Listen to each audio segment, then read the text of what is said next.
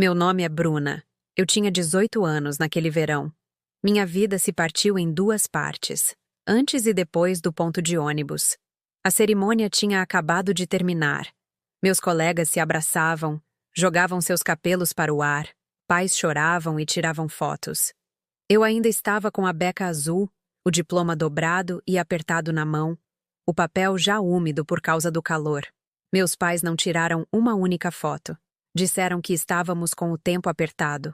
O plano, aparentemente, era me deixar no caminho. Paramos na pequena rodoviária, logo na saída de Itabirito, no interior de Minas, daquelas com uma lâmpada que pisca e tinta descascando no banco. Minha mãe sorriu. O tipo de sorriso que você dá a um estranho. É isso, querida. Ela disse, apertando uma nota de 10 reais amassada na minha palma. Hora de ser independente. Minha irmã Júlia encostou-se na porta do carro, mastigando chiclete, com um sorriso de escárnio. Boa sorte para sobreviver com isso. Ela sussurrou antes que a porta batesse.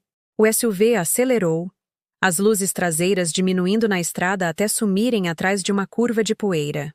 Fiquei ali, com minha mochila, o som das cigarras gritando no ar úmido, e percebi que não tinha acabado de me formar na escola. Eu tinha me formado em família. O papel na minha mão deveria abrir um futuro. Em vez disso, parecia uma carta de dispensa. Olhei para a nota de 10 reais para a estrada vazia e sussurrei para ninguém. Se ninguém me der carona, eu vou construir o meu próprio caminho. Você já foi deixada para trás pelas pessoas que deveriam estar orgulhosas de você? Me diga de onde você está escutando, porque preciso saber que não sou a única ainda parada naquele ponto de ônibus. Crescendo em nossa cidadezinha, no interior de Minas, o mundo sempre pareceu girar em torno da minha irmã, Júlia. Meu pai, Roberto, trabalhava como mecânico em uma oficina local. E minha mãe, Diana, era secretária em uma pequena corretora de seguros. Eram pessoas comuns, sempre falando sobre o quanto trabalhavam duro por nós, o quanto sacrificavam. Mas de alguma forma, todo o orgulho, toda a atenção, todo o chamado amor deles se canalizava em uma única direção, para Júlia. Ela era a filha de ouro, o xodó da casa, que, segundo minha mãe, nunca dava trabalho, nunca errava. Desde que me lembro, vivi na luz que sobrava e refletia nela.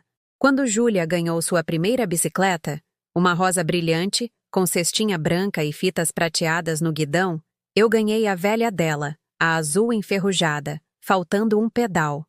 No aniversário de 16 anos de Júlia, ela recebeu chaves de carro e um bolo de chocolate com seu nome em glacê. No meu, minha mãe me entregou um vale-presente de livraria no valor de 50 reais e disse: "Você gosta de ler, não é? Isso deve te manter ocupada."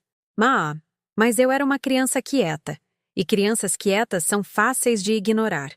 Eu passava horas na garagem com as ferramentas descartadas do meu pai, desmontando rádios quebrados, refazendo a fiação de relógios antigos e, às vezes, consertando-os o suficiente para fazê-los funcionar novamente. Eu era fascinada por como as coisas funcionavam. Circuitos, motores, causa e efeito. Era o único lugar onde me sentia vista, mesmo que ninguém estivesse olhando. Eu sonhava em ser engenheira, em criar máquinas que pudessem mudar vidas. Meus professores notaram isso antes dos meus pais. Quando ganhei o primeiro lugar na Feira Estadual de Ciências por construir um sistema de filtragem de baixo custo, voltei para casa com o troféu como se fosse um pedaço do futuro. No jantar, anunciei a notícia, esperando a reação deles. Minha mãe olhou para cima brevemente do celular. "Que gracinha!" ela disse. Mas Júlia acabou de ser promovida no estágio dela no centro. "Não é ótimo?" Todos aplaudiram Júlia. Eu assenti, fingindo não sentir o silêncio me esmagando como um peso. Aquela mesa de jantar se tornou um palco onde aprendi meu papel. O assento extra, aquele de que ninguém precisava. Havia 4 cadeiras de madeira para a família e uma de metal dobrável, guardada na ponta. E de alguma forma, ela sempre acabava sendo a minha. O rangido da dobradiça de metal se tornou o som do meu lugar na família. Temporário, substituível. Quando Júlia falava, todos se inclinavam. Quando eu falava, meu pai procurava o saleiro. Minha mãe mudava de assunto ou o volume da TV aumentava ao fundo. Eventualmente parei de falar. Era mais fácil ouvir. Aos 17 anos, eu já havia aprendido a diminuir meus sonhos para que coubessem dentro da zona de conforto deles.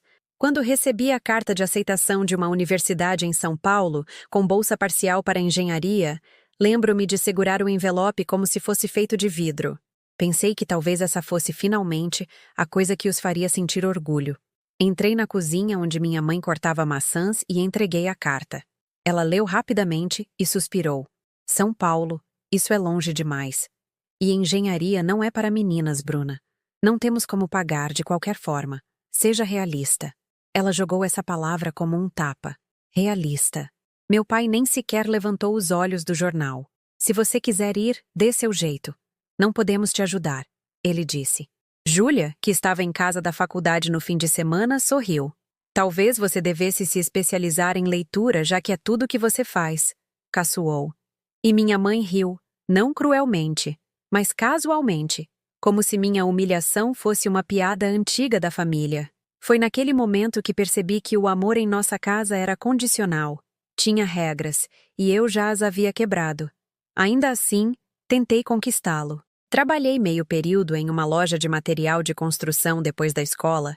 Economizei o pouco que pude e mantive minhas notas impecáveis. Enviei redações, pedi bolsas de estudo, implorei por oportunidades que pudessem preencher a lacuna entre meus sonhos e a indiferença dos meus pais. Todo o envelope que chegava pelo correio parecia uma pequena faísca de esperança. Mas nada disso mudou a maneira como eles olhavam para mim, como uma obrigação, não uma filha. Quando ouvi minha mãe ao telefone com a tia Kátia dizendo: "Não podemos estragar as duas meninas, e a Júlia é a que vai ser alguém na vida", algo dentro de mim endureceu. Naquele verão, comecei a contar as maneiras pelas quais eles me tornavam invisível. Os aniversários perdidos, as caronas esquecidas, os jantares onde eu servia a todos antes de levar meu próprio prato para o canto. Eu costumava pensar que o silêncio significava paz. Agora, eu sabia que significava ausência. O amor dos meus pais era como um sinal de rádio. Forte e claro quando Júlia estava por perto, mas estático e morto sempre que eu falava. Então aprendi a construir sem fazer barulho. Aprendi programação sozinha, usando computadores gratuitos da biblioteca, li livros emprestados sobre design mecânico e desenhei invenções nas margens dos meus cadernos de matemática. Imaginei ir embora, não por rebeldia, mas por sobrevivência. Eu queria saber como era ser escolhida, mesmo que quem me escolhesse fosse eu mesma. No dia da formatura, eu já pressentia o que estava por vir pela maneira como olhavam para mim quando mencionei ir para São Paulo. Pela forma como meu pai resmungava sobre não ter parasitas nesta casa. Mesmo assim, não pensei que eles fariam aquilo. Pensei que, no fundo, alguma parte deles se importaria o suficiente para me manter por perto. Mas quando a porta do SUV bateu naquele ponto de ônibus, entendi a verdade que vinha negando por anos. Na história deles, eu nunca fui a filha. Eu era a figurante, a peça de reposição. E enquanto o som do carro deles sumia no vento naquele dia, não era apenas o fim da infância. Era a confirmação do que eu sempre soubera, mas nunca ousara dizer em voz alta. Na minha família, o amor tinha um favorito, e nunca fui eu. Quando o sol se escondeu atrás dos silos de grãos que marcavam a borda da cidade, o ar já começava a esfriar. As luzes da rua zumbiam fracamente, lançando um brilho amarelo sobre o asfalto rachado da pequena rodoviária, logo depois da linha do trem. Não era grande coisa, apenas um banco de metal amassado, um painel de horários piscando e uma placa desbotada que dizia: "Próximo ônibus, 22h45. Eu estava ali, ainda meio vestida para a formatura, a beca azul marinho grudada nos braços, o diploma firmemente dobrado dentro de um protetor de plástico. Minha mochila parecia mais pesada que o normal, não por livros, mas pelo vazio que agora representava. Eu tinha uma escova de dentes, 2 camisas, um par de jeans e um carregador para um celular que havia morrido há muito tempo. E na minha mão, a nota de $10 amassada, a versão da minha mãe para um presente de despedida. A última conversa se repetia na minha cabeça como um disco arranhado. Você vai se virar. É o que os adultos fazem, minha mãe havia dito, enquanto tirava fiapos invisíveis da blusa. Para onde devo ir? Perguntei, a voz falhando. Ela suspirou, impaciente, como se eu estivesse segurando o trânsito. Com faculdade ou não, você está por conta própria agora. Tchau. Júlia riu, girando as chaves do carro no dedo. Aproveite sua liberdade. E então, a porta do SUV bateu. O som dos pneus triturando o cascalho permaneceu comigo muito depois de eles terem desaparecido na estrada. Por alguns minutos, fiquei parada, esperando por... eu nem sei o quê. Talvez que eles voltassem. Talvez que minha mãe gritasse meu nome. Mas o silêncio se esticou por mais tempo do que a esperança podia suportar. O único movimento vinha de um panfleto descartado que tremulava preso à cerca. E o único som era o zumbido de insetos circulando à luz acima de mim. Quando o vento aumentou, os primeiros pingos de chuva caíram sobre a capa de plástico do meu diploma. Era quase poético o quão rápido o papel começou a enrugar. A tinta borrando como se estivesse chorando comigo. Tirei a beca, dobrei-a com cuidado e a guardei na mochila. A chuva ainda não era forte, apenas persistente o suficiente para gelar minhas mãos e transformar a poeira em lama. Do outro lado da rua, uma pequena conveniência ainda estava com a placa de neon acesa. Verifiquei minha carteira novamente. R10. INTRII.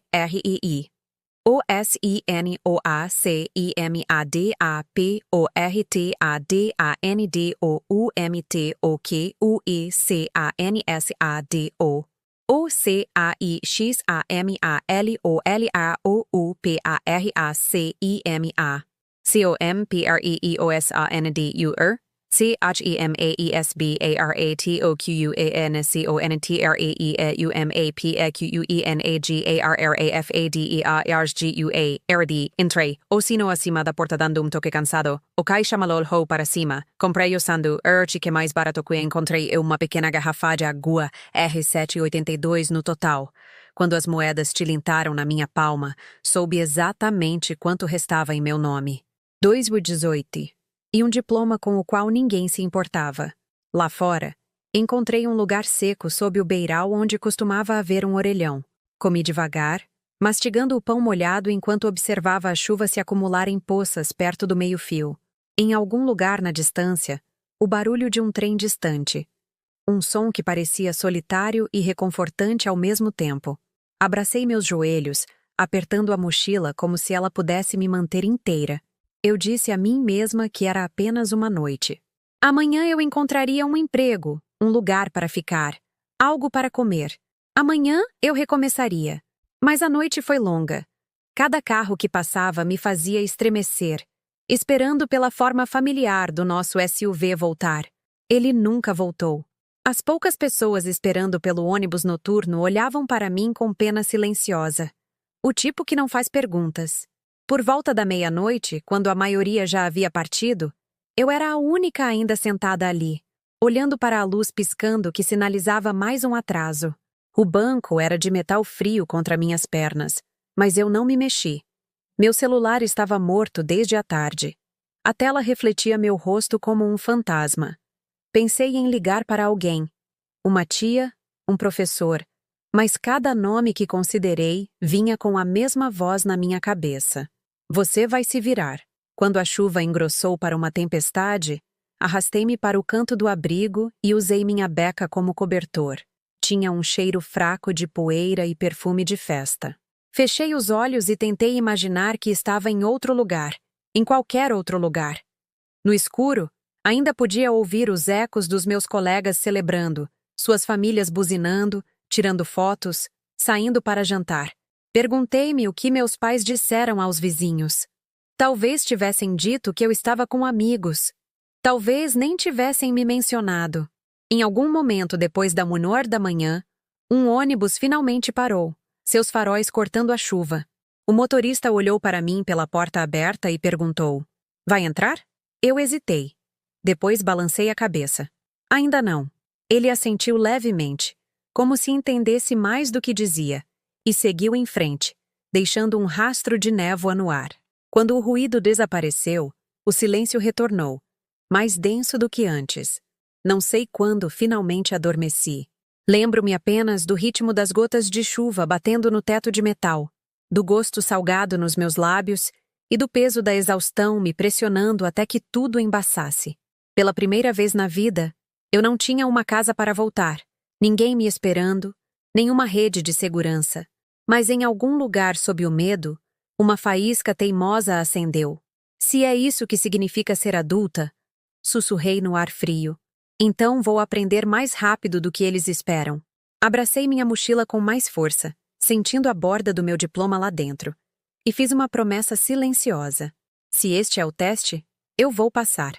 Eu vou sobreviver. Quando o amanhecer chegou, uma luz pálida se derramou sobre o concreto. A chuva havia parado, deixando o ar nítido e limpo. Minhas roupas estavam úmidas, meus dedos dormentes, mas eu ainda estava ali, ainda de pé. O mundo não tinha acabado. O primeiro ônibus da manhã parou, as portas deslizaram, e eu avancei. Eu não sabia para onde ele estava indo, mas sabia de uma coisa com certeza. Onde quer que fosse, estaria mais longe do lugar que me havia deixado para trás. Na manhã seguinte àquela longa e molhada noite no ponto de ônibus, peguei o primeiro ônibus que chegou sem me importar para onde ia. Ele me deixou a uns 30 quilômetros em uma cidade pequena cujo nome eu nem sabia pronunciar. Vaguei por horas por calçadas rachadas, ladeadas por fachadas desbotadas, brechós, lavanderias e lanchonetes que cheiravam a café e gordura velha.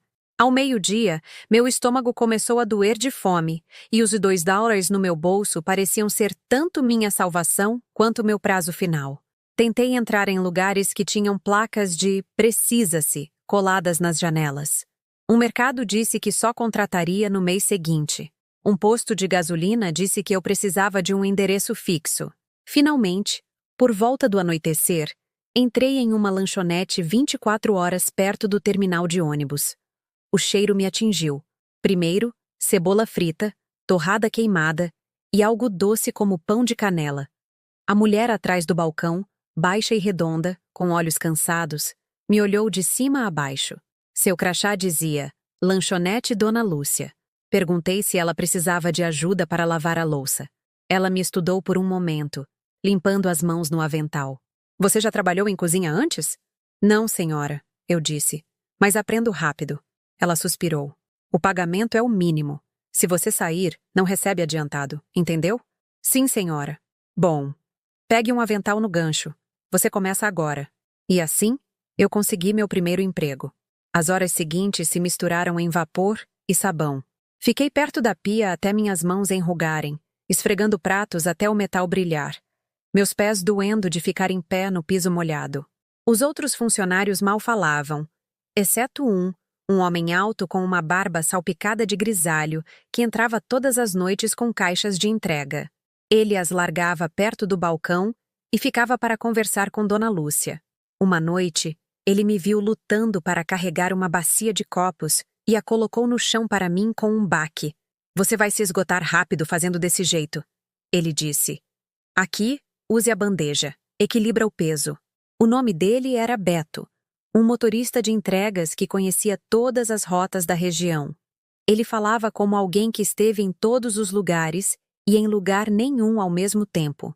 Depois disso, ele acenava para mim quando passava, às vezes deixando um sanduíche extra que acidentalmente trazia. Dona Lúcia administrava o lugar como uma mãe que viu demais para desperdiçar palavras. Ela notava as coisas em silêncio. Na minha terceira noite, ela me pegou esfregando os braços perto do freezer e perguntou: Onde está sua família, querida? A pergunta quase me quebrou. Engoli em seco e disse: Fora da cidade. Ela me deu um olhar longo, mas não insistiu. Em vez disso, apontou para o depósito. Tem um catre atrás das caixas. Se estiver cansada demais para ir para casa, pode descansar lá. Só não deixe o fiscal da saúde te pegar. Aquele depósito se tornou meu primeiro lar. Eu mantive minha mochila escondida atrás dos engradados de tomate enlatado, dormindo em um catre velho com um avental dobrado como travesseiro. Não era conforto, mas era segurança. O zumbido do refrigerador tornou-se uma canção de ninar. Nas 2 semanas seguintes, trabalhei em turnos duplos. Limpeza matinal, louça à noite, às vezes até limpando mesas quando a multidão noturna diminuía. Economizei cada gorjeta, cada real. Dona Lúcia não fazia perguntas, mas de vez em quando deixava sobras no balcão e dizia: "Coma antes que esfrie." Uma noite, Beto sentou-se em frente a mim no balcão enquanto eu comia. "Você fica escrevendo coisas nesse caderno", ele disse, apontando para o pequeno bloco que eu carregava para todo lado. "Sobre o que é isso?" "Eu só gosto de acompanhar as coisas", eu disse. "Pedidos, horários, entregas. Me ajuda a ver padrões." Ele riu. "Padrões? Você parece uma gerente de logística." Dei de ombros. "Talvez um dia." Ele rasgou um guardanapo ao meio e desenhou um esboço rápido das rotas de entrega que fazia. "Viu isso? Se eu reorganizar 2 paradas, economizo meia hora de direção. Combustível é dinheiro. Você aprende que pode se tornar útil em qualquer lugar." Naquela noite, eu não consegui dormir. Deitei no catre pensando no que ele havia dito. Logística. A palavra soava como algo sólido, algo que pertencia ao mundo. Eu não tinha família nem dinheiro, mas tinha números de pedidos, sistemas. Talvez isso fosse o suficiente. No final do mês, eu tinha economizado 180 horas. Não era quase nada, mas parecia uma fortuna. Encontrei um pequeno quarto para alugar em cima de uma lavanderia por perto, sem aquecimento, uma janela que emperrava quando chovia, mas era meu. Subi as escadas estreitas com minha mochila e estendi minha beca de formatura sobre o colchão como um cobertor. Pela primeira vez, não adormeci ouvindo a risada de outras pessoas. Adormeci ouvindo o silêncio, e isso parecia um progresso. No meu primeiro dia de pagamento, Dona Lúcia me entregou um envelope e disse: "Você mereceu isso. Não se perca por aí, tá bom?" Eu assenti, o nó na garganta apertado demais para responder. Após meu turno, fui até o brechó do outro lado da rua e comprei uma mochila azul marinho, zíperes fortes, alças acolchoadas, não chique, mas nova. Passei os dedos no tecido e sorri. Não era apenas uma bolsa. Era a prova de que eu havia substituído pelo menos uma coisa que a vida havia tirado de mim. Nos meses seguintes, comecei a notar detalhes que a maioria das pessoas ignorava. Como as remessas chegavam atrasadas quando as rotas estavam bagunçadas. Como os pedidos se acumulavam quando os horários se sobrepunham. Comecei a anotá-los, reorganizando tarefas, cronometrando pausas, prevendo quando os picos de movimento aconteceriam. Dona Lúcia começou a confiar em mim para cuidar da rotação da louça e da reposição de suprimentos. Ela nunca disse isso abertamente, mas eu percebia que ela confiava em mim. Certa noite, Beto sentou-se do outro lado do balcão enquanto eu comia. "Você continua escrevendo coisas nesse caderno", ele disse, acenando para o bloco que eu carregava para todo lado. "Sobre o que é isso?" "Eu só gosto de acompanhar as coisas", eu disse. "Pedidos, horários, entregas. Me ajuda a ver padrões." Ele riu. "Padrões? Você parece uma gerente de logística." Dei de ombros. "Talvez um dia." Ele rasgou um guardanapo ao meio e desenhou um esboço rápido das rotas de entrega que fazia. "Viu isso? Se eu reorganizar 2 paradas, economizo meia hora de direção. Combustível é dinheiro. Você aprende que pode se tornar útil em qualquer lugar." Naquela noite, eu não consegui dormir. Deitei no catre pensando no que ele havia dito. Logística. A palavra soava como algo sólido, algo que pertencia ao mundo. Eu não tinha família nem dinheiro, mas tinha números de pedidos, sistemas. Talvez isso fosse o suficiente. No final do mês, eu tinha economizado 180. Não era quase nada, mas parecia uma fortuna. Encontrei um pequeno quarto para alugar em cima de uma lavanderia por perto, sem aquecimento, uma janela que emperrava quando chovia, mas era meu. Subi as escadas estreitas com minha mochila e estendi minha beca de formatura sobre o colchão como um cobertor. Pela primeira vez, não adormeci ouvindo a risada de outras pessoas. Adormeci ouvindo o silêncio. E isso parecia um progresso.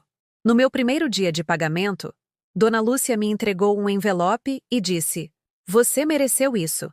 Não se perca por aí, tá bom?" Eu assenti, o nó na garganta apertado demais para responder. Após meu turno, Fui até o brechó do outro lado da rua e comprei uma mochila azul marinho. Zíperes fortes, alças acolchoadas. Não chique, mas nova. Passei os dedos no tecido e sorri. Não era apenas uma bolsa. Era a prova de que eu havia substituído pelo menos uma coisa que a vida havia tirado de mim. Nos meses seguintes, comecei a notar detalhes que a maioria das pessoas ignorava. Como as remessas chegavam atrasadas quando as rotas estavam bagunçadas. Como os pedidos se acumulavam quando os horários se sobrepunham. Comecei a anotá-los, reorganizando tarefas, cronometrando pausas, prevendo quando os picos de movimento aconteceriam.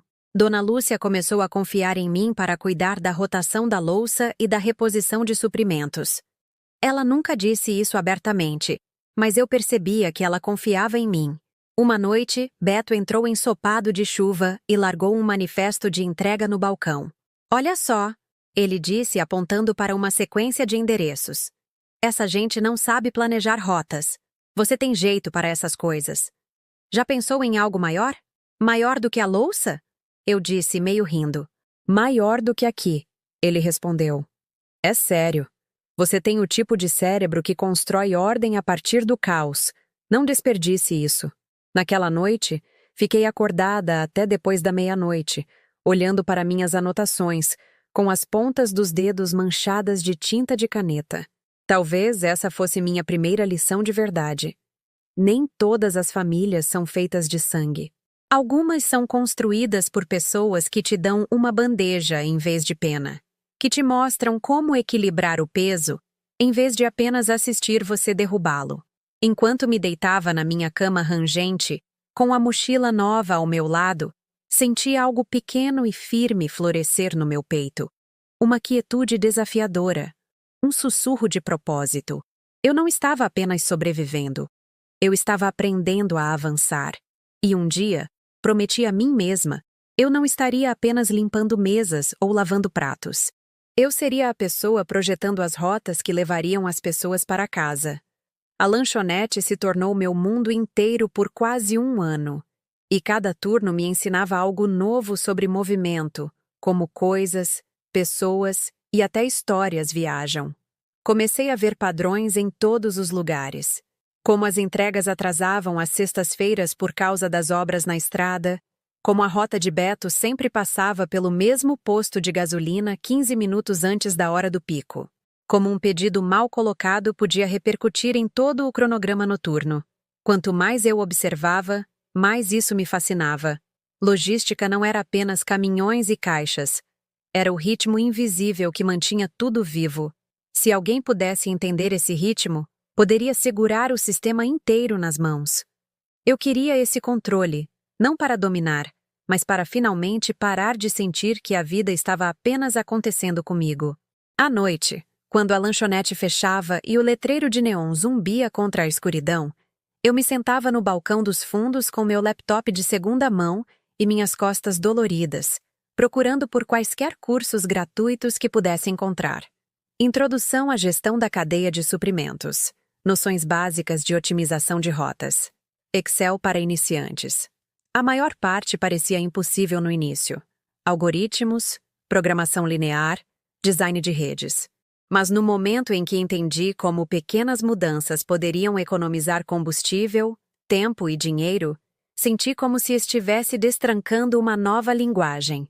Dona Lúcia às vezes me pegava olhando para a tela muito depois do meu turno. Você vai queimar os olhos, ela dizia. Mas depois ela reabastecia meu café e me deixava em paz. Aos domingos, o único dia de folga que eu tinha, caminhava até a biblioteca pública. Minha nova mochila azul marinho balançando levemente nos ombros, cheia de cadernos e planilhas impressas. O Wi-Fi da biblioteca era irregular, mas aprendi a baixar as aulas com antecedência. Eu me sentava perto da grande janela que dava para a rua e escrevia fórmulas no Excel até o cursor parecer um pulso. Comecei a construir uma pequena ferramenta que podia calcular a rota de entrega mais curta entre vários endereços. Eu não sabia, mas era a primeira versão do que mais tarde mudaria minha vida. Beto percebeu minha obsessão uma tarde, quando veio à lanchonete durante uma entrega. Você ainda está rabiscando mapas nesses cadernos? Ele perguntou. Sim, eu disse, tentando descobrir por que metade das suas rotas não faz sentido. Ele riu tão alto que Dona Lúcia espiou da cozinha. Cuidado, garota, ele disse. Você vai acabar arranjando um emprego. Mas acabou que ele não estava brincando. Algumas semanas depois, ele me falou sobre uma pequena transportadora na beira da cidade que precisava de ajuda em meio período para organizar seus cronogramas de entrega. Pagamento de miséria, ele avisou. Mas o dono é justo, eu garanto se você quiser. Eu queria. A empresa se chamava Expresso Linha Certa. Uma operação modesta com 6 caminhões, um escritório desorganizado e um gerente chamado Seu Tomás, um homem com um ar permanentemente cansado, mas gentil. Ele examinou meu currículo, bateu na mesa com a caneta e disse: Você não tem experiência, mas Beto diz que pensa rápido. Você pode começar como assistente, salário mínimo, 2 dias por semana. Feito, feito. Eu disse antes que ele pudesse mudar de ideia. A partir de então, minha vida seguiu em 2 faixas: louça e dados. Manhãs na lanchonete, noites na Expresso Linha Certa, madrugadas na biblioteca. O escritório cheirava a diesel e café. E cada parede estava coberta com mapas, alfinetes e notas rabiscadas. Meu trabalho deveria ser simples: inserir endereços, registrar entregas. Mas Seu Tomás rapidamente notou como eu reorganizava suas listas manuscritas para torná-las mais eficientes. Certa tarde, ele se inclinou sobre meu ombro e disse: Você acabou de nos economizar 40 minutos na Rota 6. Como você descobriu isso? Eu só notei que 2 paradas estavam do mesmo lado da rodovia. Eu disse, tentando não parecer orgulhosa demais. Ele sorriu. Continue fazendo seja lá o que for isso. A primeira vez que fiquei até tarde na Expresso Linha Certa foi por acidente. Eram quase 2 da manhã, o escritório quieto, exceto pelo zumbido fraco da máquina de vendas. Todos tinham ido para casa, mas eu ainda estava olhando para o mapa de Minas Gerais e São Paulo na parede, alfinetes vermelhos marcando cada destino que nossos caminhões atingiam em uma semana. Segui as rotas com o dedo, traçando as linhas emaranhadas como veias. Lá fora, a chuva batia suavemente na janela, e em algum lugar, um caminhão passava na estrada. Aumentei o zoom na tela do meu computador, abrindo um mapa digital que se estendia além das fronteiras estaduais. Minas Gerais, São Paulo, Paraná, Rio de Janeiro. Centenas de estradas cruzando como fios em uma teia de aranha. Imaginei ser capaz de mover cada caminhão com um clique, saber onde estava cada motorista, cada carga, cada atraso. O pensamento me encheu de uma fome quase física. Um dia, sussurrei para a sala vazia, serei eu quem estará dirigindo essas rotas, não apenas limpando a bagunça que elas causam. Fiquei até o amanhecer, retrabalhando o gráfico de entregas da empresa em um cronograma codificado por cores. Quando Seu Tomás chegou naquela manhã, com o café na mão, ele parou ao ver as impressões. Você fez isso durante a noite? Ele perguntou. Não consegui dormir, eu disse.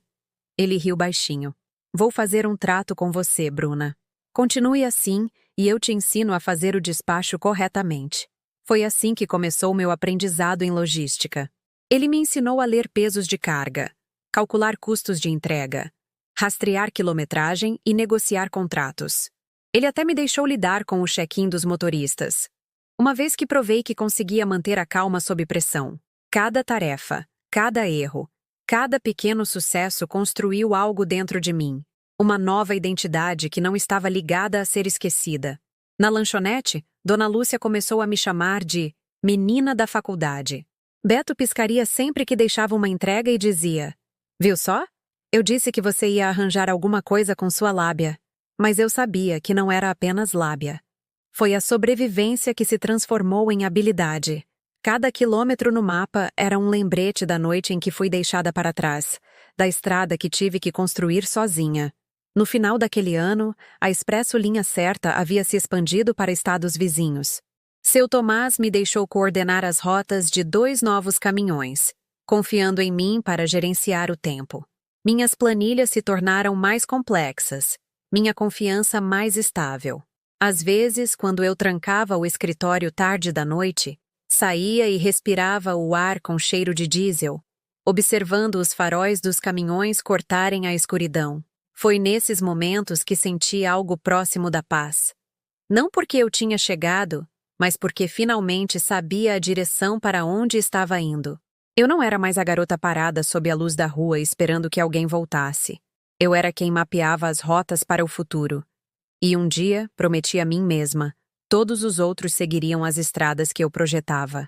Quando completei 23 anos, parei de contar os anos desde a noite em que fui deixada naquele ponto de ônibus. A sobrevivência havia se transformado silenciosamente em progresso. Eu não era mais apenas alguém lavando louça ou organizando rotas. Eu estava construindo algo. Certa tarde, enquanto revisava os cronogramas na Expresso Linha Certa, seu Tomás se encostou na porta e disse: "Você já pensou em terminar a faculdade?" Eu levantei os olhos da tela, confusa. "Faculdade? Não posso pagar por isso." Ele balançou a cabeça. "Existe um programa de bolsas para certificação online em logística. Eles estão procurando por pessoas que já trabalham na área. Eu enviei seu nome." Olhei para ele, sem palavras. "Você fez o quê?" Ele sorriu. "Não me agradeça ainda. Você ainda precisa ser aceita." 2 meses depois, recebi um e-mail que fez minhas mãos tremerem tanto que quase derrubei o celular. "Parabéns, Bruna Azevedo. Você recebeu uma bolsa integral para o Instituto Nacional de Logística e Cadeia de Suprimentos." Pela primeira vez na vida, alguém olhou para mim e disse: "Vale a pena investir em você." As aulas começaram online na semana seguinte. Todas as noites depois do trabalho, eu me sentava na pequena escrivaninha do meu apartamento, com uma caneca de café ao lado, assistindo a palestras sobre otimização de fretes, entrega de última milha e algoritmos preditivos. Parecia que eu estava andando no escuro por anos, e de repente alguém me entregou uma lanterna. Conceitos que antes pareciam abstratos, redes de distribuição, balanceamento de carga, rastreamento de dados em tempo real, tornaram-se ferramentas que eu podia sentir. Eu não apenas memorizava, eu aplicava. Cada lição ia direto para o meu trabalho.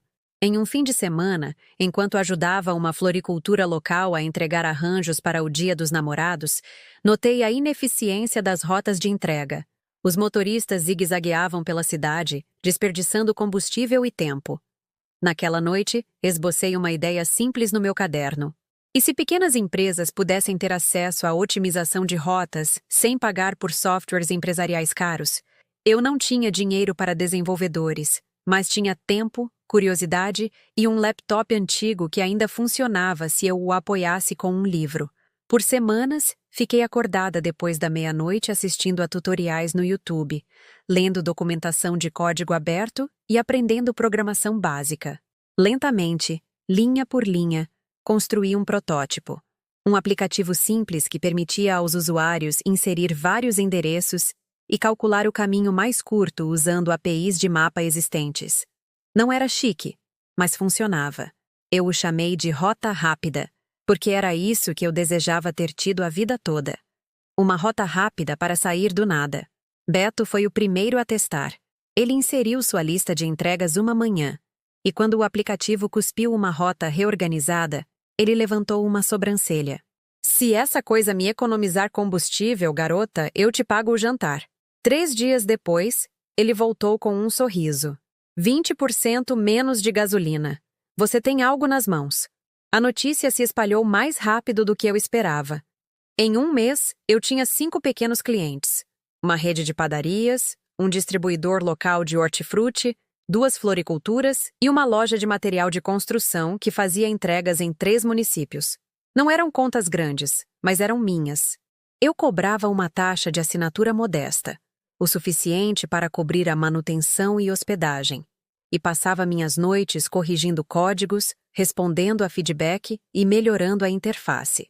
Cada vez que um cliente me enviava um e-mail dizendo: "Seu aplicativo nos economizou horas hoje", eu sentia uma onda de calor mais forte do que qualquer elogio que já havia recebido em casa. No dia em que assinei meu primeiro contrato formal com um cliente real, fiquei paralisada na frente do meu laptop, olhando para o documento como se fosse sagrado. O nome do cliente, Atacado de Alimentos McLarens, estava impresso de forma organizada no topo, com uma linha de assinatura esperando na parte inferior. Li cada palavra 2 vezes antes de pegar a caneta digital e escrever meu nome. Bruna Azevedo, fundadora, Rota Rápida. O clique daquele botão de enviar ecoou mais alto do que qualquer aplauso que eu tinha ouvido na formatura. Quando o e-mail confirmou o contrato aceito, não comemorei com champanhe ou jantar. Em vez disso, fui até minha gaveta. Peguei uma foto antiga que tirei daquela noite no ponto de ônibus. Luz de rua borrada, banco vazio. E ao lado, colei o scan daquele contrato assinado. Bem ao lado, prendi algo ainda menor. A nota de 10 que eu havia guardado dobrada na minha carteira todos esses anos. A mesma que minha mãe havia enfiado na minha mão antes de ir embora. Estava desbotada e rasgada nas bordas. Mas eu não conseguia gastá-la. Coloquei-a em uma moldura e a coloquei ao lado da tela do meu laptop. Esse é meu capital inicial. Sussurrei sorrindo. Meu primeiro investidor. Quanto mais a Rota Rápida crescia, mais eu percebia o quanto minha vida havia me preparado para este momento. Cada noite lavando louça tinha me ensinado resistência. Cada turno na Expresso Linha Certa tinha me ensinado sistemas. Cada pedido de ajuda ignorado tinha me ensinado a depender de mim mesma. Eu não estava apenas construindo um aplicativo, eu estava reescrevendo o mapa da minha própria vida. Logo, comecei a receber perguntas de pequenas empresas em estados vizinhos.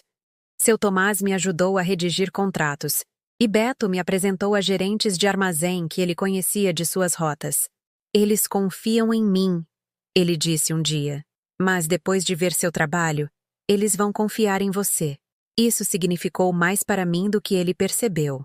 Eu ainda trabalhava no meu apartamento, meu laptop equilibrado em uma pequena mesa perto da janela. Algumas noites, o brilho da tela refletia o mesmo rosto cansado que uma vez olhou debaixo de uma luz de rua anos atrás. Mas desta vez, eu não estava esperando que ninguém voltasse. Eu estava dirigindo o tráfego. Na primeira vez que a Rota Rápida atingiu 1000 entregas ativas em uma única semana, eu não conseguia parar de olhar para o mapa ao vivo. Pequenos pontos movendo-se pelas estradas de São Paulo a Minas Gerais. Dei zoom e sussurrei para mim mesma. Olha só, você fez isso. Já passava das 2 da manhã. Lá fora, a cidade estava dormindo. E eu estava sozinha no zumbido silencioso do progresso. O tipo de silêncio que parece conquistado. Minha tela brilhava com linhas verdes e azuis. Pequenos caminhões rastejando como vagalumes pelo mapa digital. Em algum lugar no fundo, senti o eco daquela versão mais jovem de mim sentada na chuva, apertando uma nota de $10. Eu queria dizer a ela que ela tinha conseguido. Um dia, murmurei, repetindo as mesmas palavras que sussurrei anos antes naquele escritório de frete. Serei eu quem estará dirigindo todas as rotas. Então olhei para o painel novamente e sorri. E talvez, eu disse baixinho, esse dia já tenha chegado. Aos 29 anos, a vida que eu vivia não se parecia mais com aquela que começou naquele ponto de ônibus. O que começou como uma planilha improvisada e noites sem dormir, havia se transformado na Rota Rápida Tecnologias, uma plataforma de logística operando em 12 estados, servindo a mais de 1000 pequenas e médias empresas. O software que antes ajudava floriculturas locais a entregar buquês, agora alimentava operações de ajuda humanitária, redirecionando suprimentos médicos e auxílio de emergência durante tempestades e inundações. Cada ponto que piscava em nosso mapa em tempo real era uma pequena vitória. Um caminhão chegando a um hospital a tempo, um abrigo recebendo comida antes do anoitecer, um motorista chegando em casa em segurança. A sede da empresa ficava em um armazém reformado na beira de São Paulo, todo de vidro e aço, e o cheiro fraco de café e ambição. Lá dentro, o zumbido dos computadores substituía o barulho de pratos que antes preenchia meu mundo. 50 funcionários trabalhavam sob minha direção. Desenvolvedores, analistas, despachantes. A maioria deles sem saber que sua fundadora uma vez dormiu em um catre atrás de caixas de tomate enlatado. Eu preferia assim. O passado já havia tirado o suficiente de mim. Eu não lhe devia mais histórias. Certa manhã de outono, Um jornalista de uma revista de negócios local solicitou uma entrevista. Ele disse que queria destacar a mulher que redefiniu a logística de pequena escala. Quase recusei. Eu odiava câmeras, atenção, qualquer coisa que parecesse exposição. Mas minha gerente de RP me convenceu de que isso ajudaria a credibilidade da empresa. O artigo saiu 2 semanas depois sob a manchete: do ponto de ônibus a CEO, a mulher por trás da rota rápida. As palavras me atingiram como uma rajada de ar frio. Fiquei olhando para elas por muito tempo, o café na minha mão esfriando enquanto a memória daquela noite ressurgia. A luz de rua amarela, a chuva, o som do SUV se afastando. O repórter não tinha ideia de quão literal era seu título. E-mails inundaram em seguida. Parabéns de clientes, convites para falar em conferências, ofertas de investidores que de repente queriam um pedaço do que eu havia construído. Mas, através de todo o barulho, um pensamento pulsava silenciosamente por baixo de tudo. Minha família veria isso. A cidade era pequena. Notícias viajavam rápido. Imaginei eles lendo a manchete durante o café da manhã, reconhecendo o rosto que agora carregava um novo nome. Porque, a essa altura, eu não era mais Bruna Azevedo. 2 anos antes, eu havia mudado legalmente meu sobrenome para Neves. Um nome curto, neutro, discreto. Não foi por raiva, foi por sobrevivência. O nome Azevedo pertencia a uma garota que esperava caronas que nunca chegavam, que pedia desculpas por ocupar espaço na sua própria mesa de jantar. Neves parecia equilibrado, o lugar entre a sombra e a luz, entre quem eu era e quem eu me tornei. Por quase uma década, eu não havia falado com minha família. Sem aniversários, sem feriados, nem mesmo uma mensagem passageira. No começo, era por dor. Mais tarde, tornou-se paz. Eles escolheram o silêncio na noite em que me deixaram naquele meio-fio. Eu simplesmente aprendi a viver dentro dele. Quando a Rota Rápida atingiu seu 7º ano, a avaliação da empresa ultrapassou 80 milhões de reais. Fundos de capital de risco queriam participar. Agências governamentais ligavam sobre parcerias. Eu me sentava em reuniões de conselho cercada por pessoas com o dobro da minha idade, observando-as ouvirem quando eu falava, realmente ouvirem, algo que eu implorei aos meus pais para fazerem. Na noite em que o documento de avaliação chegou, fiquei no escritório muito depois de todos terem ido para casa. A chuva batia suavemente nas paredes de vidro, assim como anos atrás. Peguei a pequena moldura que sempre guardava na minha mesa. A nota de 10 reais desbotada ao lado do scan do meu primeiro contrato assinado. E tracei a borda do vidro com o polegar. 10 anos atrás, aquela nota era tudo o que eu tinha. Agora, era o lembrete de que tudo o que foi construído desde então cresceu a partir daquela única semente de abandono. Recostei-me na cadeira, as luzes da cidade se espalhando como constelações além da janela, e sussurrei as palavras que me guiaram por todas as noites difíceis. Eles me deixaram na estrada. Agora eu desenho os mapas. Não havia triunfo no meu tom, apenas calma certeza. O tipo que vem quando a dor finalmente encontra seu propósito. Às vezes as pessoas perguntam qual é a sensação do sucesso. Para mim, não é o dinheiro ou o reconhecimento. São os momentos silenciosos em que vejo dezenas de caminhões se moverem em perfeita sincronia no mapa digital. Quando um pequeno empresário escreve para dizer: "Sua plataforma salvou nossa empresa." Quando uma jovem estagiária fica até tarde, e eu vejo em seus olhos a mesma fome que eu tive. Nessas noites, eu caminho pelo escritório, com as luzes fracas, monitores ainda brilhando com rotas e dados. O ar zune com a energia fraca do movimento. Eu paro no grande mapa da parede. Nossa rede agora se estende do Rio Grande do Sul ao Nordeste, e pressiono a palma da mão contra o vidro. Cada linha, cada conexão é um lembrete de que construí algo do nada. 10 anos antes, minha família havia partido acreditando que estava me ensinando a ser independente. Na verdade, eles haviam me dado direção. Um único e brutal empurrão que me forçou a uma estrada que eu não sabia que poderia sobreviver. E talvez, de alguma forma estranha, eu lhes devesse este momento. Mas a gratidão nunca apagava a memória. O ponto de ônibus ainda vivia dentro de mim, não mais como uma ferida, mas como uma bússola.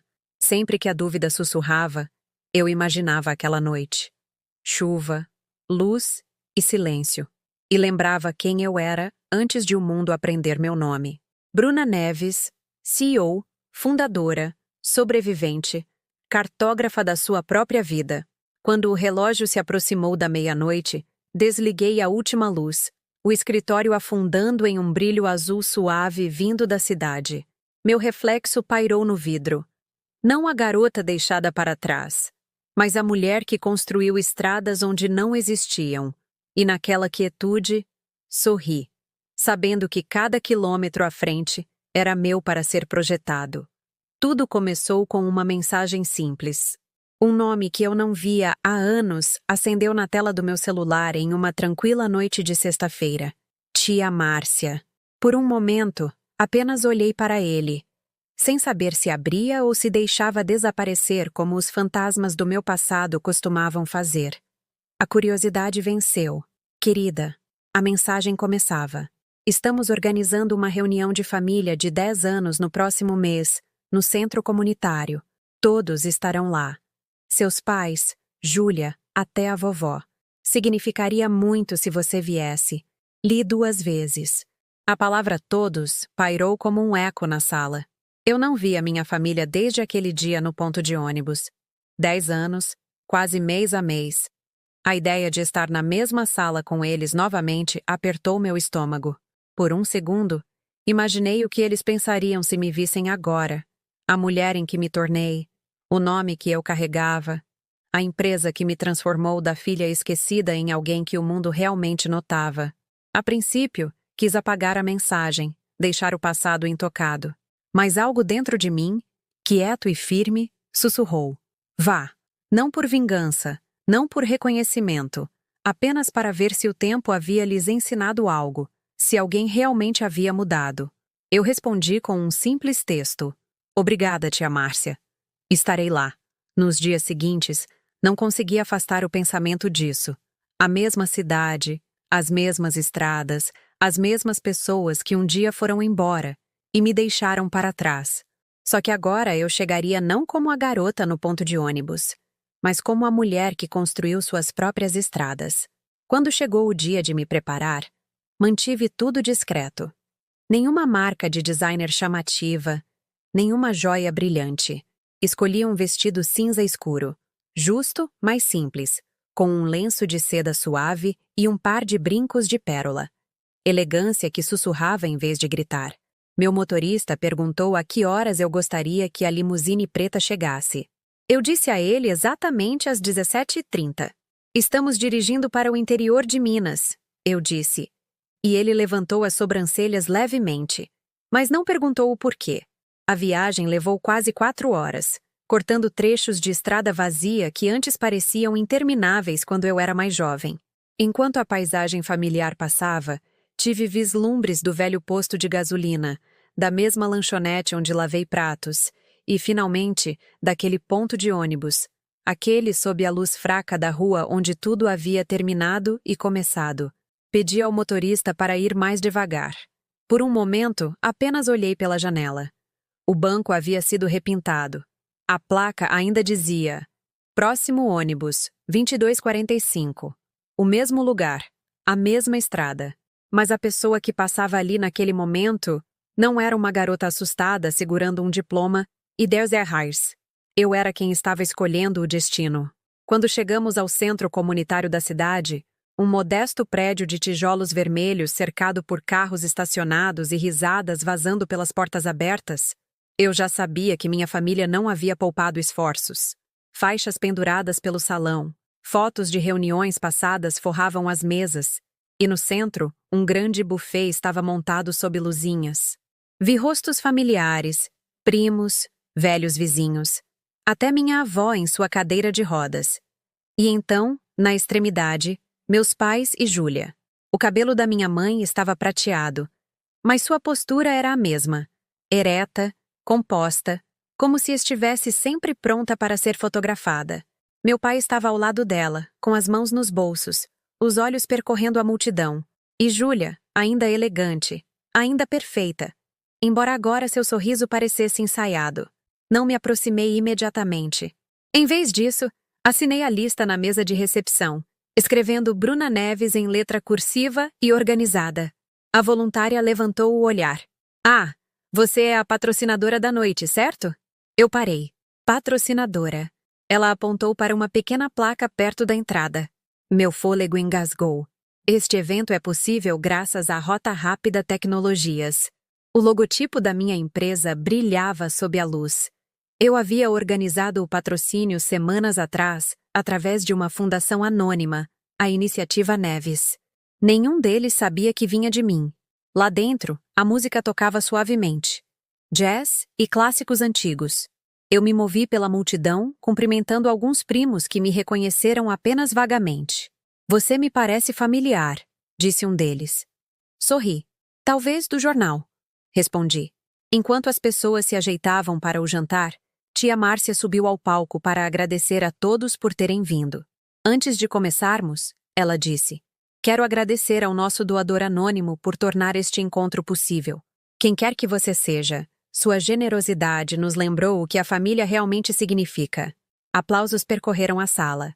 Meus pais aplaudiram educadamente, sem saber que a pessoa que haviam abandonado havia pago pela própria reunião que agora os unia.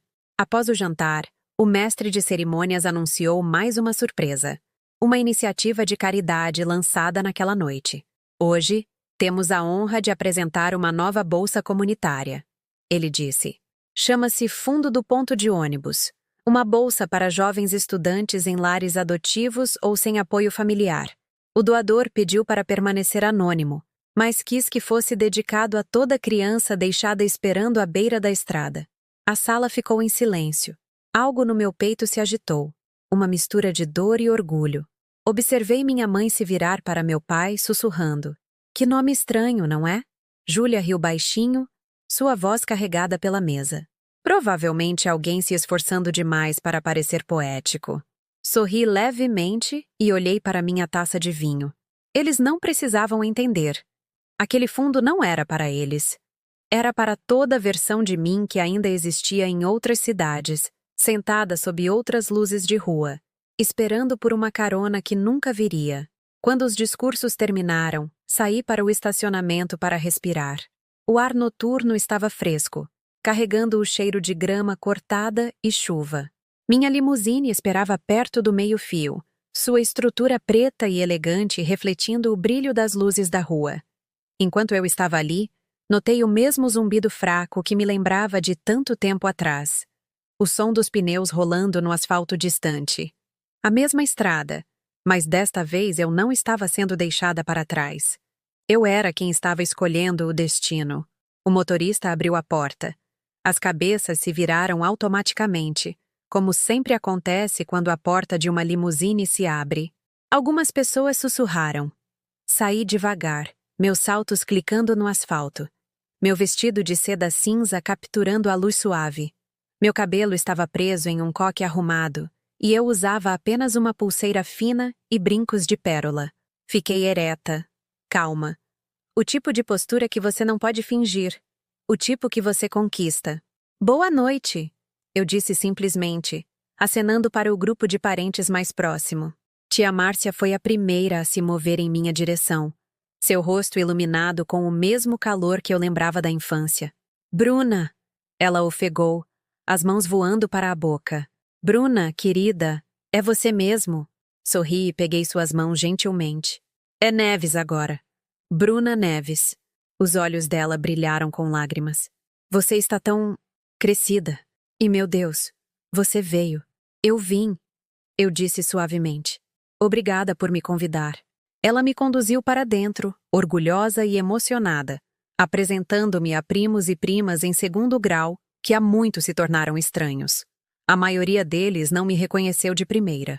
Para eles, eu era uma empresária equilibrada em um vestido sob medida, não a garota quieta que costumava sentar-se na ponta das mesas de família. Faz uma eternidade, disse um primo apertando minha mão. 10 anos. Corrigi gentilmente. Quase no dia. O ar, dentro do centro comunitário, cheirava a velas de baunilha e comida caseira. As pessoas circulavam, conversando, tilintando taças, rindo alto demais. Eu podia sentir olhares me seguindo. Curiosidade, admiração, confusão, mas havia algo de pacífico nisso. Eu não estava ali para provar nada. Eu estava ali simplesmente para existir plenamente em um lugar onde um dia fui invisível. Na extremidade do salão, avistei meus pais e Júlia, cercados por um pequeno grupo. O cabelo do meu pai estava grisalho nas têmporas. Minha mãe ainda usava seu colar de pérolas, sua postura perfeita. Júlia parecia quase inalterada. Cabelo liso, maquiagem impecável, uma blusa branca que combinava com seu sorriso autoconfiante. Por um momento, me perguntei se ela me reconheceria. Não me aproximei deles imediatamente. Em vez disso, caminhei até a mesa de registro, onde uma voluntária me entregou um crachá. Dizia: Bruna Neves, Rota Rápida Tecnologias. Ah, disse a mulher animadamente. Você é da empresa patrocinadora. Todos estão falando sobre sua doação. Minha empresa está feliz em ajudar, respondi. A mulher sorriu. Estamos muito gratos. Você está na lista de oradores para falar algumas palavras mais tarde. Nossa patrocinadora honorária. Congelei por meio segundo, depois assenti. Claro. Quando me virei, peguei minha mãe olhando na minha direção, a testa levemente franzida como se estivesse tentando me situar. Júlia seguiu o olhar dela. Seus olhos encontraram os meus por um segundo, fugaz. Educados, mas vazios. Nenhuma identificação.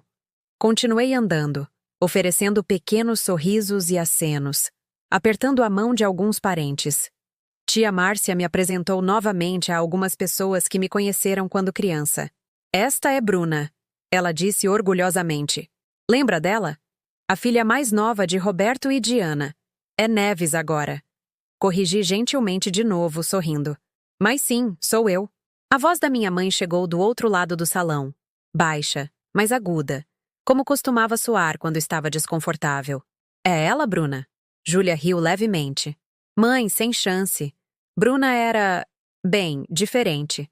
Essa mulher é provavelmente daquela empresa Rota Rápida. Ao mencionar o nome, minha mãe virou a cabeça bruscamente. Rota Rápida? Espere, eu li sobre isso. Não é aquela empresa de tecnologia que trabalha com ajuda em desastres? Suas palavras flutuaram em minha direção como fumaça fraca. Eu podia sentir a tensão percorrer ela enquanto olhava novamente, mais de perto desta vez. Sua expressão vacilou. Confusão, descrença, um toque de percepção. Júlia, ela sussurrou para minha irmã, ainda olhando. Olha para ela. Aquela... não é. Mas Júlia havia ficado quieta. Seus olhos seguiram a leve cicatriz em meu pulso direito, a pequena marca em forma de meia-lua da noite em que cortei a pele em um armário quebrado aos 17 anos. A mesma cicatriz pela qual ela havia zombado na adolescência. Vi o momento em que o rosto dela mudou. Seus lábios se entreabriram levemente. A cor sumiu de suas bochechas. Meu Deus! Ela ofegou. É ela. Minha mãe se virou totalmente para mim agora. A descrença misturada com algo que quase parecia medo.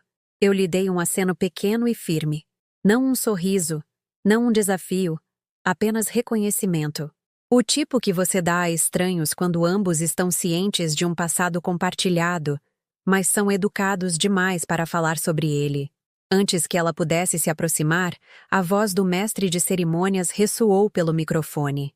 Senhoras e senhores, antes de encerrarmos a noite, gostaríamos de agradecer à nossa principal patrocinadora por tornar esta reunião possível.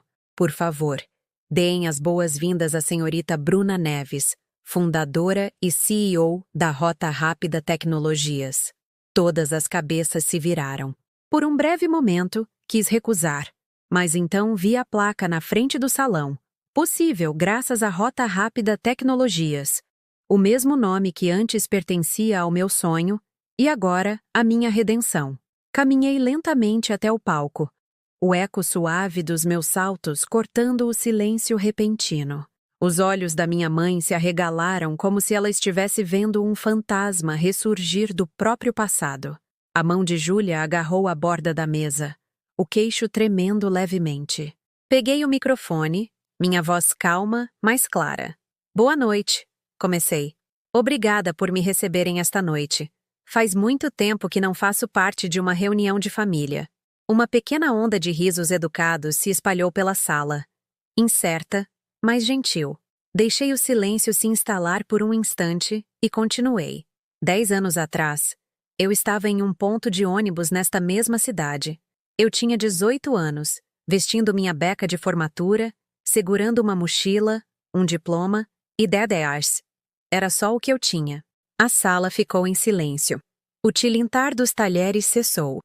O único som era o zumbido suave das luzes acima.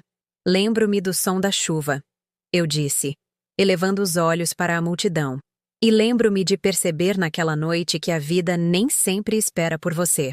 Às vezes, você precisa construir seu próprio caminho.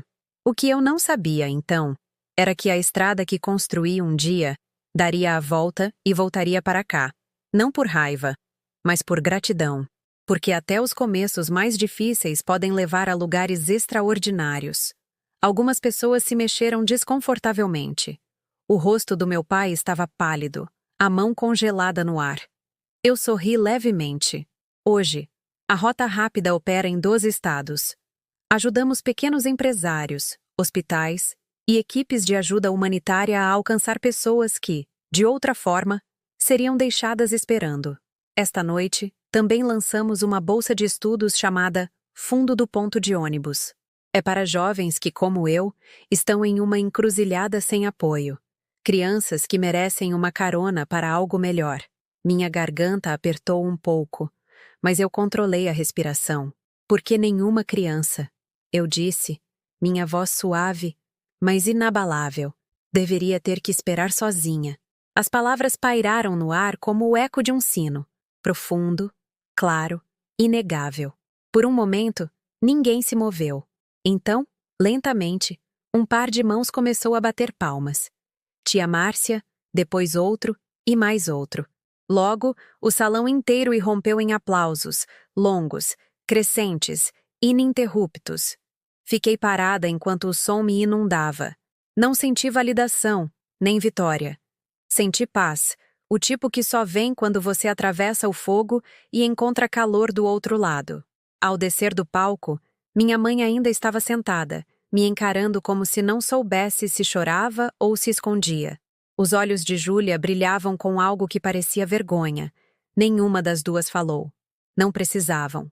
O silêncio entre nós disse tudo o que as palavras nunca disseram. Enquanto caminhava para a saída, tia Márcia segurou meu braço. Você se tornou alguém notável, Bruna. Ela sussurrou. Eu sorri. Não, eu disse gentilmente. Eu apenas parei de esperar. Lá fora, a porta da limusine se abriu novamente. O mesmo clique suave, o mesmo ar fresco da noite. Atrás de mim, aplausos ainda ecoavam fracamente pelo prédio. À minha frente, a estrada se estendia, aberta, larga, infinita. E enquanto o carro se afastava, olhei pela janela, sussurrando a verdade que carregava o tempo todo. Eles me deixaram à beira da estrada, mas eu me tornei a pessoa que desenha os mapas. O aplauso ainda ecoava pelo salão quando saí para respirar. O ar noturno estava frio e estável, e pela primeira vez, pensei que realmente conseguiria ir embora sem trocar uma única palavra. Mas o destino, como sempre, tinha seu próprio timing. Bruna. A voz atrás de mim era inconfundível. Aguda, precisa, envolta em controle, mesmo que trêmula. Eu me virei. Minha mãe estava ali, meu pai alguns passos atrás dela. Júlia demorando-se ao lado dele. Eles pareciam mais velhos, menores, de alguma forma, como se os anos tivessem comprimido tudo o que eram antes. Os lábios da minha mãe se entreabriram, seu tom preso entre acusação e descrença.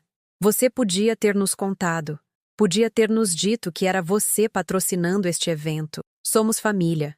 Sua voz vacilou levemente.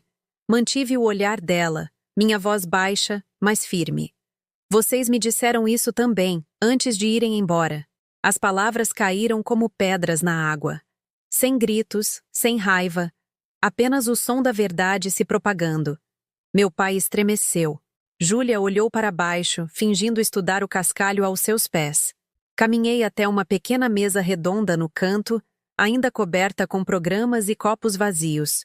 Lentamente, abri minha bolsa de mão e tirei o pequeno invólucro de plástico que sempre carregava. Dentro, ainda levemente amassada, mas perfeitamente preservada, estava a nota de R$ 10. Coloquei-a entre nós. Isso, eu disse, batendo levemente no plástico. Foi a única coisa que vocês me deram quando desejaram sorte lá fora. Minha mãe ofegou. Você guardou isso? Sim, eu disse. Porque eu queria lembrar onde comecei. Eu queria lembrar o valor exato que minha família colocou em mim naquele dia. Meu pai se mexeu, o rosto contraído. Você está distorcendo as coisas. Estávamos com dificuldades naquela época. Você precisava aprender a ser independente. Olhei para ele por um longo momento, da mesma forma que costumava fazer quando era criança, esperando que ele me visse. Não, eu disse suavemente. Vocês não estavam me ensinando independência. Vocês estavam me ensinando o que é o abandono. A voz de Júlia interveio então, aguda e na defensiva, o mesmo tom que ela usava quando era pega mentindo na infância. Estávamos apenas tentando te ensinar responsabilidade. Você era tão teimosa, Bruna. Achava que sabia mais do que todo mundo. Eu me virei para ela, meus olhos calmos. Responsabilidade? Eu disse. Não, Júlia. Vocês me ensinaram responsabilidade me deixando em um ponto de ônibus. Vocês me ensinaram como é não ter para quem ligar, em quem depender. O resto, o trabalho duro, a disciplina, o sucesso, aprendi sozinha. A boca dela abriu, depois fechou novamente. As palavras falharam com ela pela primeira vez na vida. O silêncio que se seguiu não foi constrangedor. Foi pesado, denso com todas as coisas que eles nunca disseram. E todas as coisas que eu não precisava mais ouvir. Alguns parentes próximos haviam parado de fingir não escutar. Tia Márcia estava em silêncio na beira da passarela, a mão na cadeira de rodas da vovó. Os rostos deles estavam ilegíveis a princípio, mas à medida que a tensão aumentava, vi compreensão em seus olhos. E algo mais, uma fúria silenciosa e contida em meu nome. Meu pai finalmente soltou o ar, balançando a cabeça. Você acha que é melhor do que a gente agora? Ele resmungou. Só porque ficou rica. Eu ri suavemente, com tristeza. Não, pai. Eu não acho que sou melhor. Eu só finalmente parei de ser menos. O ar ficou parado novamente. Dava para ouvir o zumbido fraco das luzes lá dentro. A risada distante de pessoas que não notaram que algo mais profundo se desenrolava do lado de fora. Minha mãe esticou a mão para a nota de R$ 10. As pontas dos dedos roçando o plástico. Cometemos erros, ela disse calmamente. Mas ainda somos seus pais. Olhei para a mão dela ali, frágil e trêmula. Por um segundo fugaz, senti o eco da garotinha que faria qualquer coisa por aquele toque. Mas essa versão de mim havia sumido. Você tem razão, eu disse. Vocês são meus pais. Vocês me deram a vida, mas não me deram o amor. Eu tive que cultivar isso sozinha. O rosto dela desabou. A máscara de orgulho rachando em lágrimas. Bruna, por favor.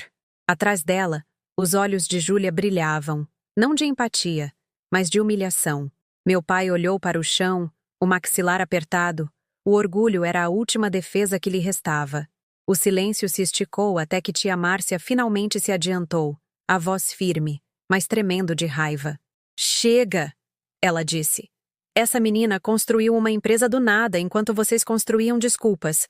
Vocês a deixaram com R$ 10 em um ponto de ônibus, e ela transformou isso em algo de que o país inteiro depende. Vocês não podem reivindicá-la agora. As palavras atingiram mais forte do que as minhas jamais poderiam. Minha mãe estremeceu como se tivesse sido agredida. A vovó assentiu fracamente, sua voz rouca, mas clara. Vocês a deixaram lá fora naquela noite. Ela sussurrou. Eu nunca perdoei vocês por isso. Ninguém falou.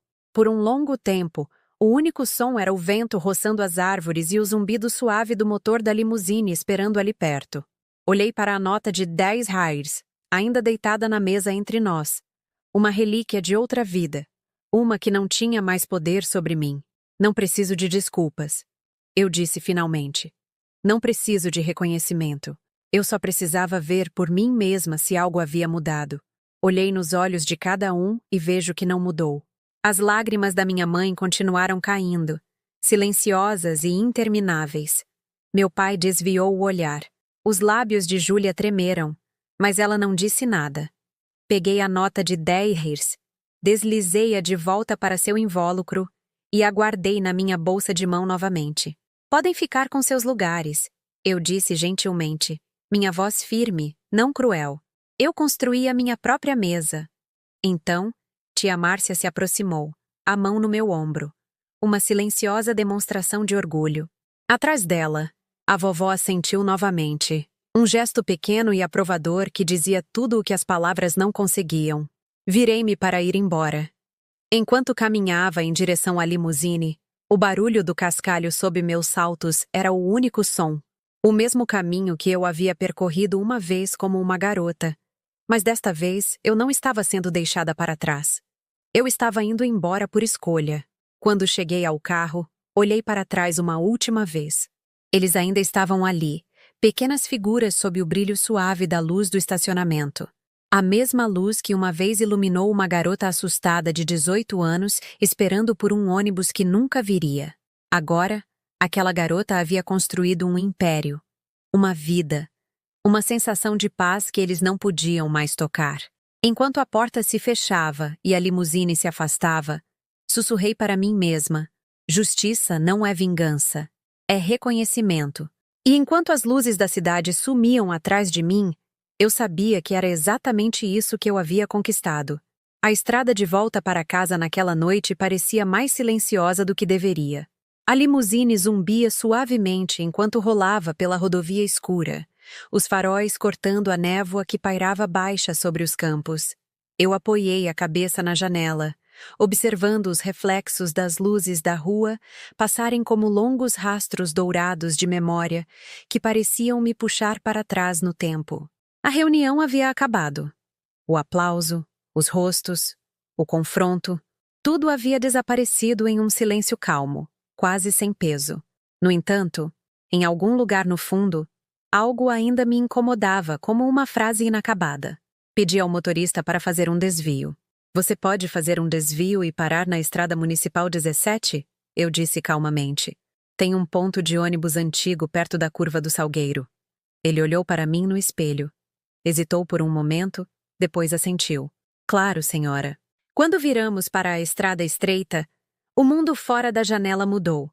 As casas rarearam, as árvores se inclinaram e o asfalto ficou áspero, remendado por anos de desgaste. Meu peito apertou quanto mais perto chegávamos. E então lá estava, o mesmo banco de metal, a mesma placa desbotada, a mesma luz de rua solitária zumbindo sob o céu noturno. A limusine parou suavemente. Eu disse ao motorista que levaria apenas 1 minuto. Ele assentiu e permaneceu lá dentro enquanto eu abria a porta e saía para o ar fresco. O som dos grilos preencheu o silêncio. O mundo parecia quase o mesmo daquela noite, exceto que desta vez eu não estava tremendo nem perdida. Caminhei lentamente até o banco, meus saltos afundando levemente no cascalho. A luz amarela de cima banhava tudo naquele brilho familiar e solitário. Eu carregava 2 coisas nas mãos. Um pequeno buquê de flores silvestres envolto em papel simples e a mesma nota de 10 reais, ainda prensada dentro do seu invólucro transparente. Por um longo momento, apenas fiquei ali, respirando a noite. Passei os dedos no metal frio do banco, traçando os arranhões e iniciais gravadas por estranhos ao longo dos anos. Então me sentei exatamente onde havia me sentado 10 anos atrás, na minha beca de formatura, com a chuva encharcando meus sapatos e o medo pesado no peito. Foi aqui que me deixaram, sussurrei. Minha voz estava firme, quase gentil, mas foi aqui também que eu me encontrei. As palavras vieram facilmente, como se eu estivesse esperando anos para dizê-las em voz alta. Coloquei as flores no assento ao meu lado, depois a nota de 10 em cima. O vento agitou o papel levemente, como se tentasse levá-lo embora, mas ele permaneceu ali, ancorado, como se pertencesse. Por um momento me permiti imaginar a versão mais jovem de mim sentada ali novamente, cansada, faminta. abraçando sua mochila com tudo o que possuía. Eu queria dizer a ela que tudo ficaria bem, que ela construiria algo muito além do que qualquer um acreditava ser possível. Mas eu não precisava. De alguma forma, eu sabia que ela já tinha feito isso. A luz da rua piscou suavemente acima, e eu sorri.